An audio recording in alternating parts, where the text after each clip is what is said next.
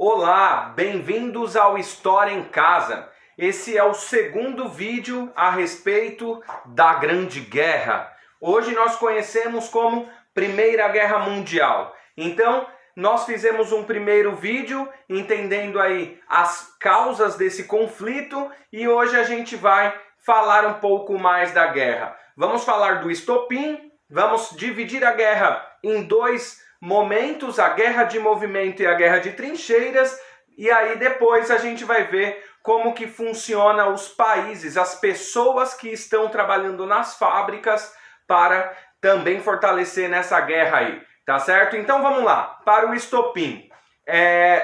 Na aula anterior nós falamos a respeito da região dos Balcãs, ali está como um barril de pólvora, né? E no dia 28 de junho de 1914, o arquiduque do Império Austro-Húngaro, Francisco Ferdinando, com a sua esposa Sofia, decide visitar Sarajevo, na Bósnia. A gente fala que arquiduque, ele é herdeiro do trono, a gente vai encontrar nos livros dessa forma, só que a gente vai ver que esse cara ele é mais importante do que ser o príncipe. Como seu pai, Francisco José, já tinha 84 anos, ele, Francisco Ferdinando, governava já como rei. Então já tinha até obra sua pronta com coroa e tudo mais. Tanto é que seu pai vai falecer em 1916. Mas enfim, o que vai acontecer? O herdeiro do trono, esse Francisco Ferdinando, arquiduque da Áustria-Hungria, né, da Áustria, junto com sua esposa vai visitar Sarajevo e vão ser assassinados por Vítor Emanuel III, membro de um grupo chamado Mão Negra, colocada como um grupo terrorista, né, e faz parte de uma associação nacionalista chamada Jovem Bósnia.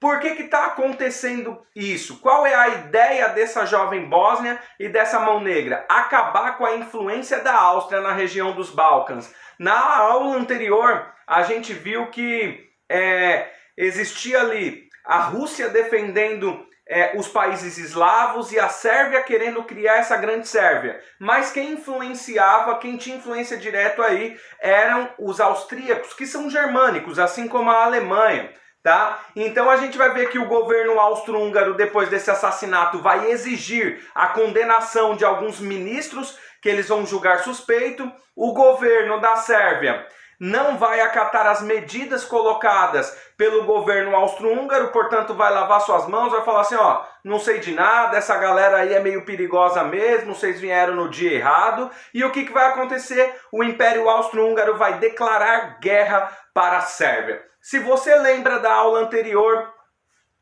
a gente falou lá a respeito da política de alianças, da formação dessas alianças. Então a Sérvia era protegida da Rússia. E o Império Austro-Húngaro, os austríacos é o mesmo povo da Alemanha, já tinha eles feito uma aliança. O que vai acontecer? Quando o Império Austro-Húngaro declara guerra à Sérvia, a Rússia vai ser acionada. O Império Austro-Húngaro, quando declara guerra à Sérvia, a Sérvia pensa, não aguento essa guerra. Para quem que a Sérvia pode pedir ajuda? Para a Rússia, e a Rússia vai entrar nessa guerra. Quando a Rússia entra na guerra, vai entrar do outro lado a Alemanha.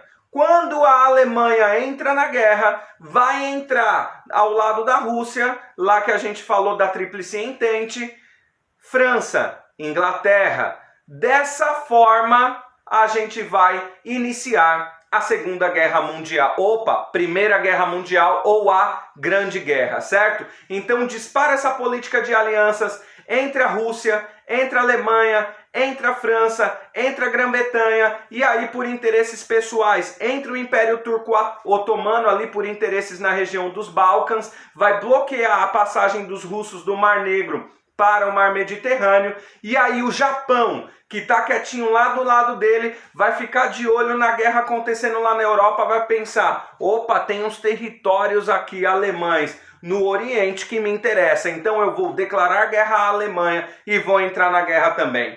Em 1915, a Itália, que tinha fechado com a Alemanha, vai entrar do lado da Tríplice Entente, portanto traindo a Alemanha, buscando também ganhos territoriais. E aí, só para a gente jogar lá para frente essas datas, a gente vai ver que em 1917 tem dois acontecimentos importantes aí.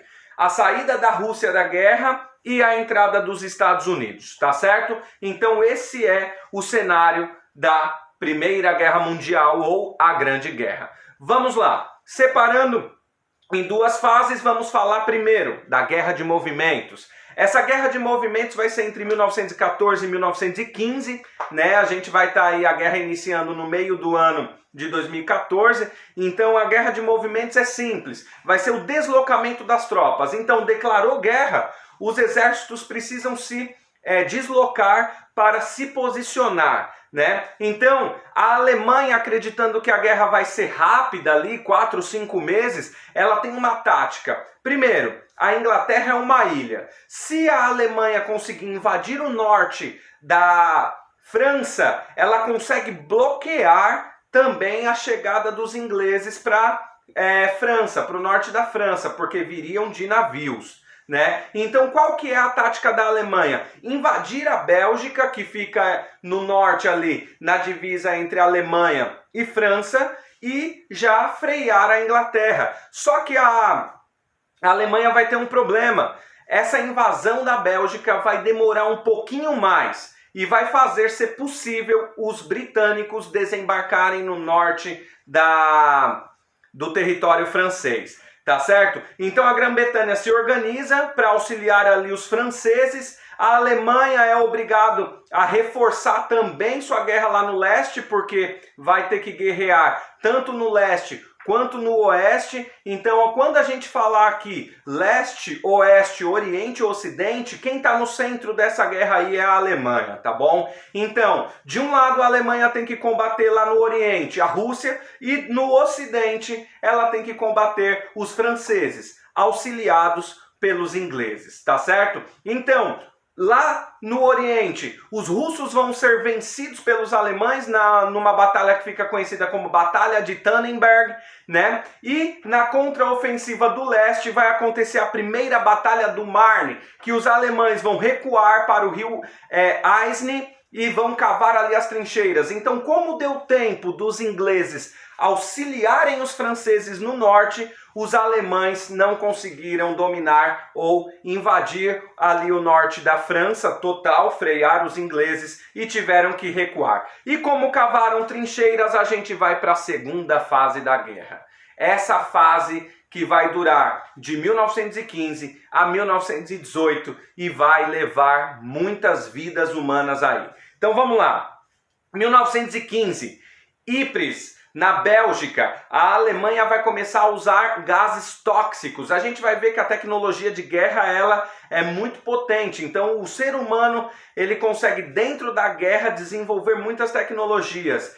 Depois a gente vai ver que a ofensiva britânica e francesa vai se dar nas cidades de Artois e Champagne, né? 1916, a gente vai ver que aí, já quase um ano de guerra de trincheira, ninguém consegue andar mais de 10 quilômetros. Só que milhares de vidas humanas foram tiradas ali, só entre essas batalhas de trincheiras no oeste da Alemanha, entre Alemanha, França e ingleses, tá certo? Então esse sistema de trincheiras e túneis vai dar mais ou menos aí em 1916 já cerca de 1000 quilômetros, vai ligar a Bélgica no norte ali até a Suíça, toda a fronteira ali, né, entre Alemanha e França. Tá certo? No fronte oriental, então sempre que a gente falar fronte oriental, a gente está falando aqui a partir da Alemanha, da Letônia ao Mar Negro também vão ter fronteiras. Então a Alemanha vai estar cercada de fronteiras. No leste, eles vão confrontar ingleses e franceses e no oeste vão confrontar os russos. Lá na frente oriental a gente vai ver aí também essa batalha entre a Letônia e o Mar Negro, constante, também sem muita movimentação. E quando os italianos entram na guerra, os italianos vão travar batalhas contra os austríacos, ali nos Alpes italianos, no norte da Itália também, já chegando na divisa da Suíça. Um detalhe da Suíça a gente comenta mais para frente aqui, como que ela consegue se manter neutra aí, tá? Sobre as invenções tecnológicas, a gente precisa citar aqui algumas delas. Então, a gente vai ver o uso de metralhadoras, de granadas de mão, de bombardeiros voando aí, né? Aéreos, ataques químicos como gases, e aí vai surgir as máscaras também. Então a gente vai ter essa tecnologia muito avançada aí. E como que era essa trincheira? Como que se vivia ali? Primeira coisa, como que era o ambiente? Totalmente insalubre, né? Imagina só ali, péssimas condições de higiene, porque você está cavando buraco ainda com a guerra acontecendo. Então enquanto tem pessoas cavando buraco, a guerra está acontecendo, pessoas morrendo, outros tentando dormir, outros sendo atingidos e tendo que amputar parte de corpos. Então a enfermidade é muito alta nesse ambiente. A gente vai ver então aí que tem muitos ratos, muitos insetos, muitos cadáveres que muitas vezes não dá tempo de tirar também das trincheiras. Falta de água, muita lama, umidade, frio. Esse ambiente vai ser propício para diversas doenças. Então a gente vai ter aí muitos casos de diarreia, gripes, doenças de pele, cólera, gangrena,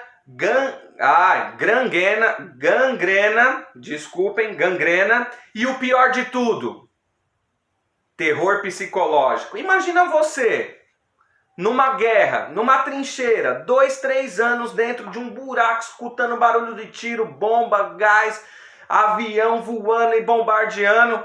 Como que fica a mente dessas pessoas? Então, muito terror psicológico aí.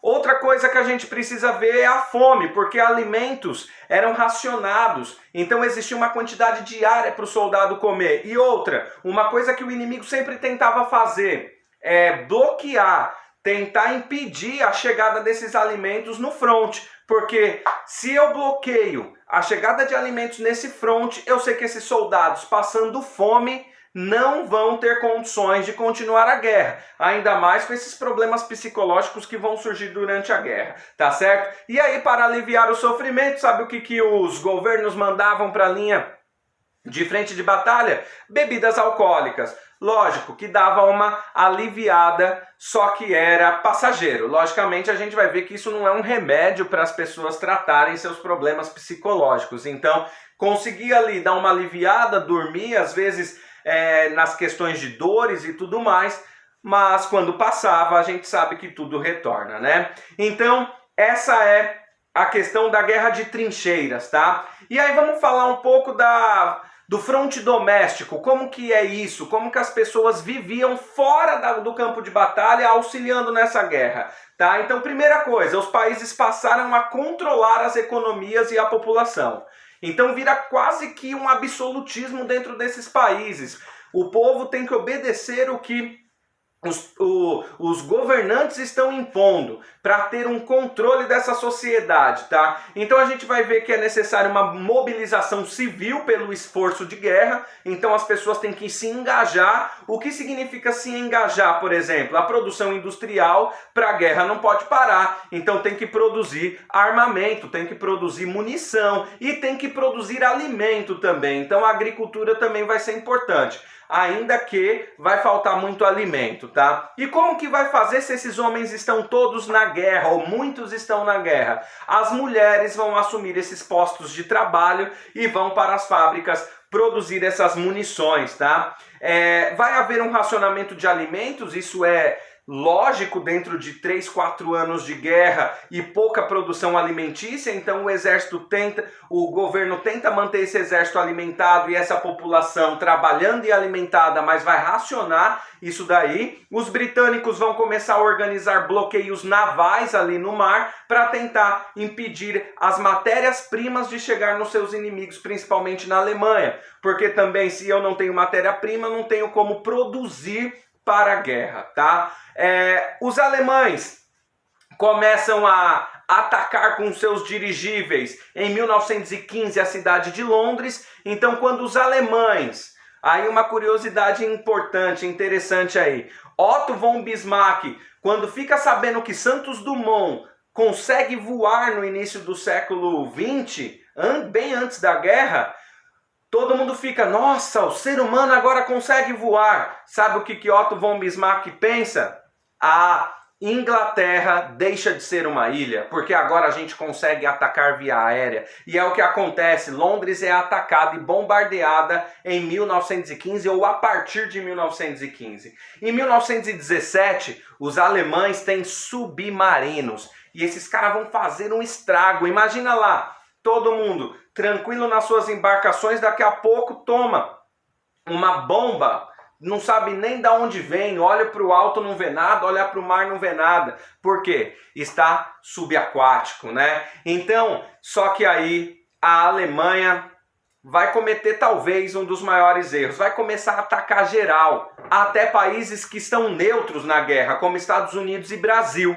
Em abril de 1917, Estados Unidos, um navio de passageiros chamado RMS Lusitânia, de passageiros, tem 128 pessoas mortas após ser afundado. Em outubro de 1917, o Brasil também vai entrar na guerra por ter navios atacados por submarinos alemães. O Brasil vai enviar médicos e esquadra naval e vai patrulhar o Atlântico aqui, ficar de olho e entrar do lado da Tríplice Entente, tá certo? Agora, para finalizar, a gente vai para as últimas batalhas dessa guerra. Então vamos lá, 1917, vai acontecer algo importante que eu citei no começo da aula, Revolução Russa. Em fevereiro de 1917, um cara chamado Vladimir Lenin, do Partido Comunista, dos bolcheviques, vai assumir a Rússia e derrubar o czar.